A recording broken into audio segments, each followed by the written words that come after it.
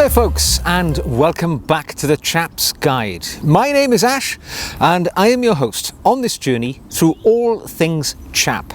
Now, a few weeks ago I put out a question on my YouTube community page and asked if anybody wanted to ask me, the host, any questions at all, personal, whatever.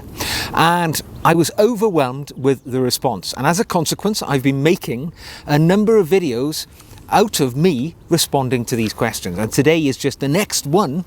I think it's part 2 in our response to the questions. So it is, for me to answer these questions. So let's get going. My first question comes from Andrew Shadowy 202, and he says, "Hello Ash, do you listen to music in your spare time, and what type of music do you consider to be something a chap person would listen to?"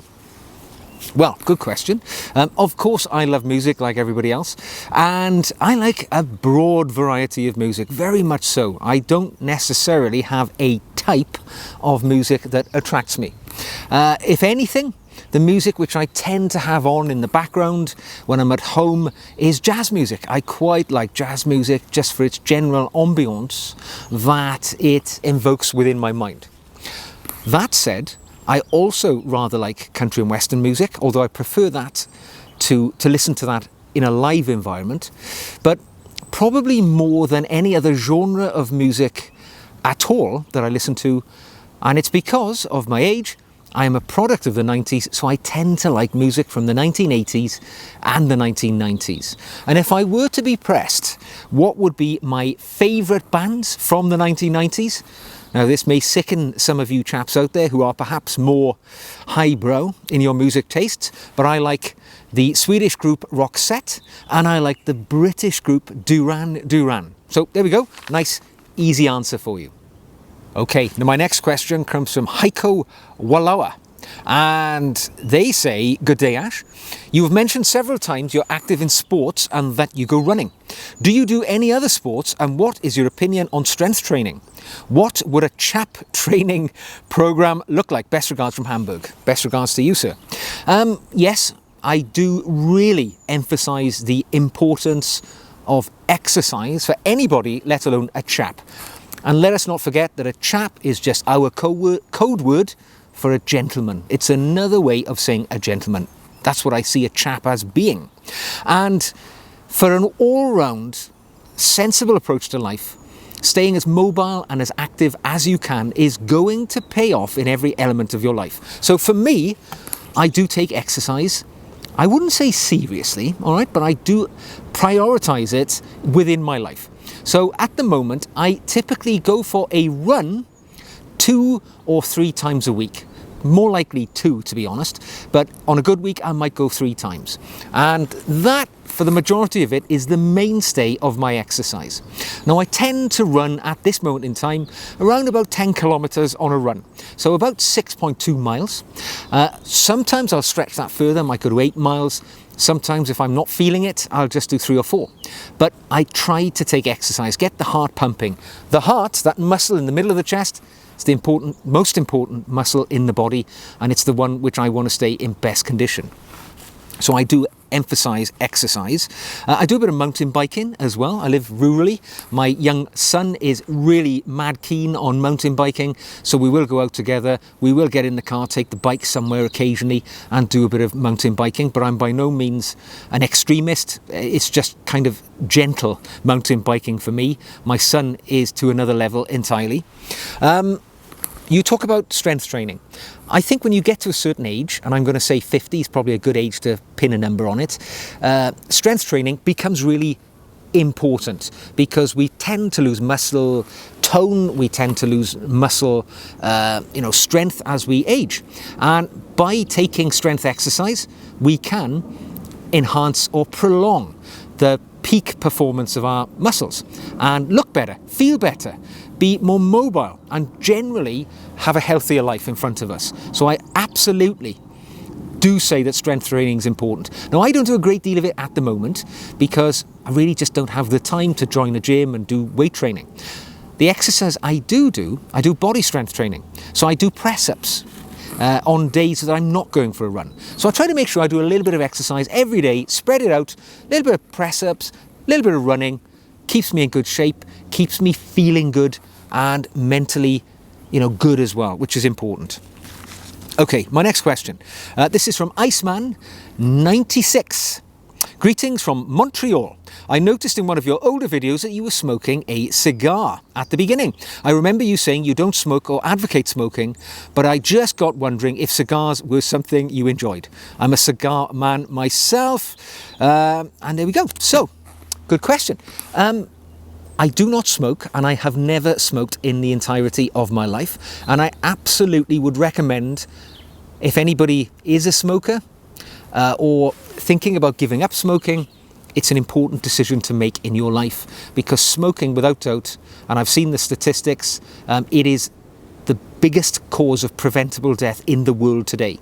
So if you give up smoking, you can prolong your life considerably. I've seen that with first hand, because both of my parents gave up smoking in their 50s, and now they've gone on to lead very long lives. My father is 91, my mother is 85. One generation ago, their parents all died in their 50s and 60s as a consequence of smoking. So in a single generation, we've seen that decrease. So I want to say, for a start, smoking, not a good thing. It's not big, it's not clever. If you can, stop that habit. It will enhance your life, it will prolong your life. You did see me smoking some cigars in some of my earlier videos. I do, and more so did, I don't so much know, but I did occasionally enjoy a cigar for the purposes of the flavour and the taste and the overall sense of smoking a cigar.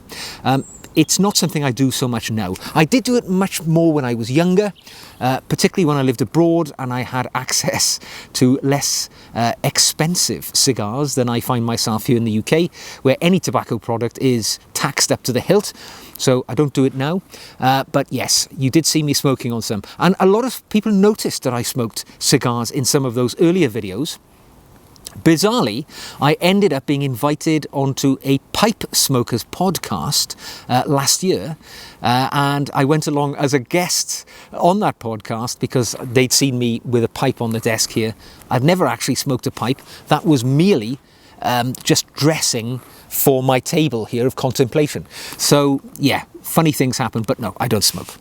Right, next question is from Nicolastio. And he says, "Hey Ash, I love your videos and how well spoken you are. And my question is, what fragrance would you recommend me trying? I am 26 and want to know which recommendations you have." Well, sir, I can't give you a single recommendation because the world of fragrance is too complex and too layered and too deep to limit one's observations to just one.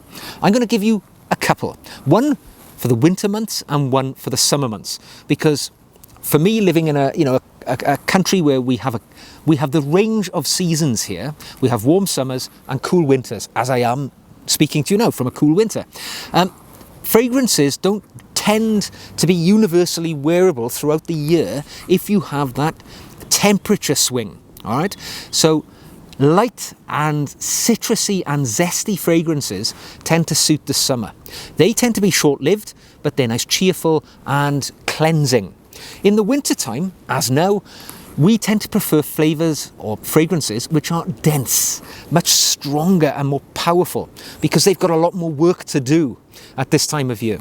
So my summer fragrance of choice, and it has been my signature fragrance for many, many years, it is inexpensive, it is light, it is cheerful, it is zesty. It is Dunhill Edition. It's a fragrance that's been around for a long time. I think it's from the 1980s now. It's very citrusy and it just cheers you up when you put it on. The winter fragrance of my choice, and it's my all-time fragrance preference, and that's Chanel Antaeus. I've mentioned that before in other questions. Velvety, masculine, powerful, and it just smacks of Chap.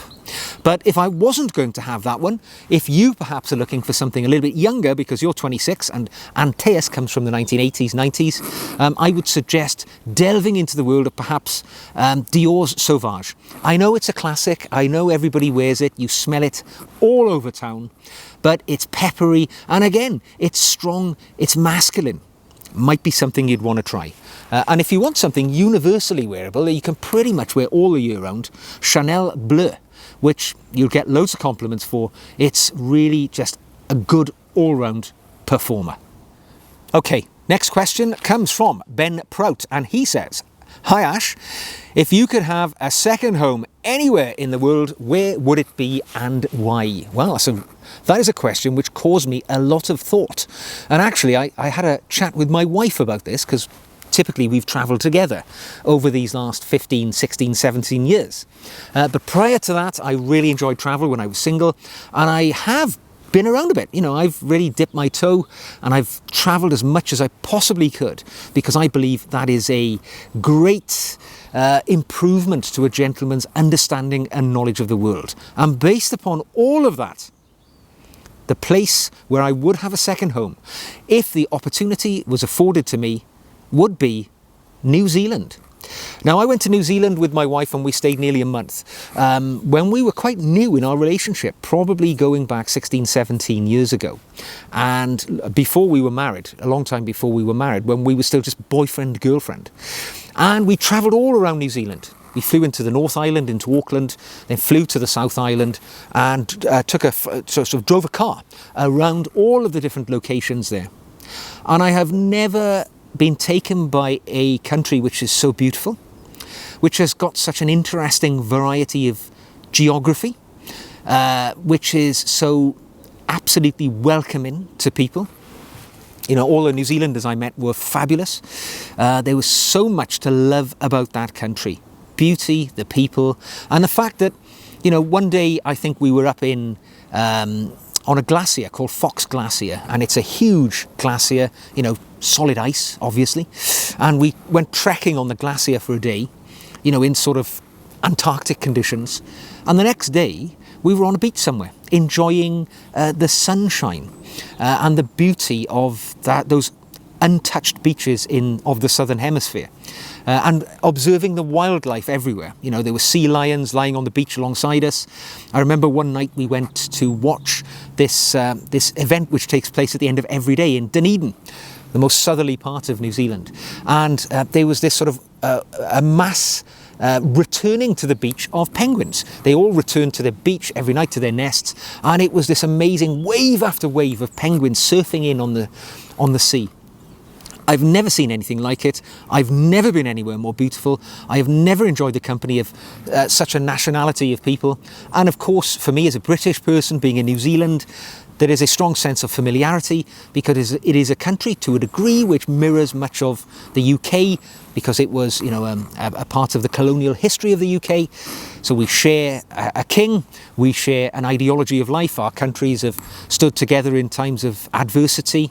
And, you know, it's a place which, yeah, you can tell by my passion in which I speak of it, that it is a place which I truly enjoyed. So, Jacob Kendall has asked, "Hello Ash, I've been wondering how you keep yourself informed. You are very well spoken, educated, and always seem to have good answers and strong advice. I would like to expand my vocabulary, as I hear you use well-fitting words to tell stories or elaborate on things. Cheers." Well, thank you, Jacob. How do I keep myself well informed? Well, I'm just generally an interested person. I like to know what's going on. I do take the time every day and read a quality newspaper. I am a subscriber to The Times newspaper here in the UK. Some people may say that's not a quality newspaper, but it has pretty good, reporting standards. I gain a lot of my information through staying abreast of modern affairs.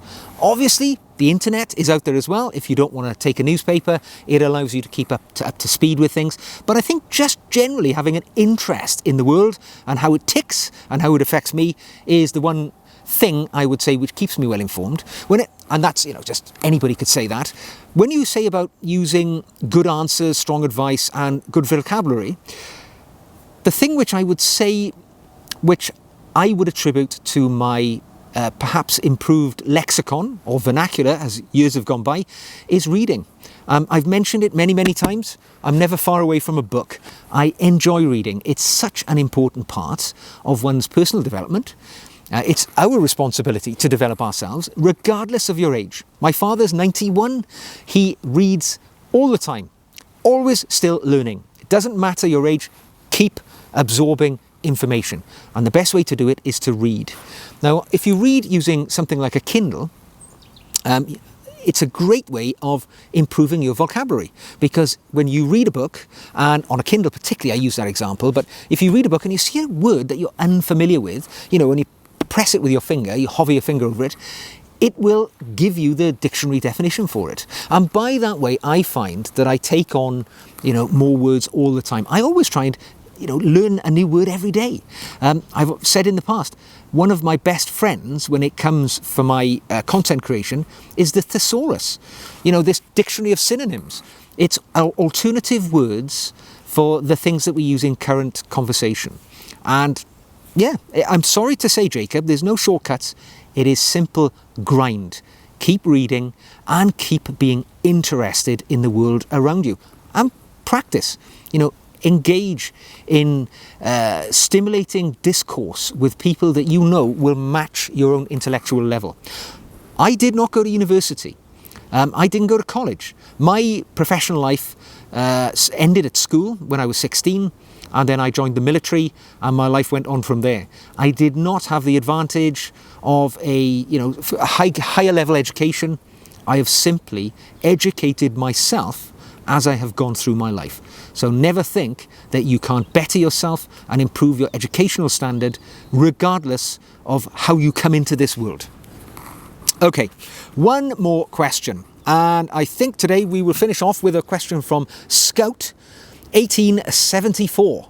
And he says, "Greetings, Ash. A simple question for you. What is your favourite music album and artist? With thanks." Well, I've already kind of alluded to that today already. My favourite music genre is definitely from the 1990s. In my opinion, it's all been downhill since then. But probably my favourite artist, I would have to say, it's going to be an admission of guilt here, isn't it? It's Duran Duran. Now, I know they're renowned for being the 80s and 90s sort of pop group that they were. But in 1993, they produced an album called Duran Duran, but it's more commonly referred to as the Wedding Album. And it contains a couple of tracks which I particularly associate with. Really caught my ear at the time and have done ever since. I repeatedly play this album in the car. Of course, not an album anymore, it's on Spotify or whatever. But there's one particular track, my favourite track, if you ask, and that is from that album, and it is called Ordinary World by Duran Duran. Now, you may be familiar with it. It was a very successful track from Duran Duran's album in 93, 94, whenever it was released. And it basically is a story written by Simon Le Bon, the lead singer with Duran Duran. And he wrote it to help him come to terms with the grief following the death of a best friend. And the track Ordinary World is about this person's journey to get back to an ordinary world, overcoming the obstacles of grief, grinding through life with the goal of normality. And in times of my life when I've been faced by obstacles and challenges, I often turn to that track and I listen to it because it empowers me. It gives me confidence and it allows me to put one foot in front of the other in this world and challenge the obstacles, overcome the challenges and return to the ordinary world. So have a listen to it. I might put a link to maybe a YouTube version of Ordinary World in the show notes if you'd like to go and have a listen to that and think of my answer and think and listen to the actual words which are being sung, and you might find a resonance within that track for yourself. So there we go, folks. I think that's enough for today. I've babbled on for enough. There's probably enough for another 1 or 2 videos here on getting to know me, your host. If there is, I'll put them out as additional videos as well. So if you've enjoyed this video, give it a thumbs up. If you would like to hear more, don't forget, subscribe. Come on the journey as a subscriber. If you'd like to practically support me in the channel, you can buy me a coffee. And the way to do that is to follow the link in the show notes below. So until the next time, throw those questions in. It's my pleasure to answer them and come on the journey to Chap Nirvana alongside you. Take care, and I will see you again very soon.